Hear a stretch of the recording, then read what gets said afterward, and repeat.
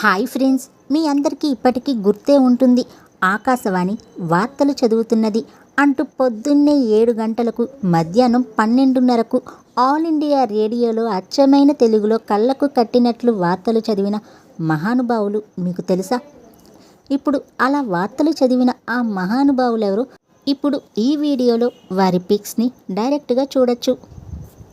మొదటగా బలిదేవానంద్ సాగర్ గారు, ఆ తర్వాత జోలిపాళ్యం మంగమ్మ గారు, మూడవ వ్యక్తి మావిళ్ళపల్లి రాజ్యలక్ష్మి గారు, కందుకూరి సూర్యనారాయణ గారు, అద్దంకి మన్నార్ గారు, ఏడిద గోపాలరావు గారు, అలాగే దుగ్గిరాల పూర్ణయ్య గారు, పన్యాల రంగనాథరావు గారు, ప్రయాగ రామకృష్ణ గారు, కొప్పుల సుబ్బారావు గారు, ఇలా వీరందరూ ఆల్ ఇండియా రేడియో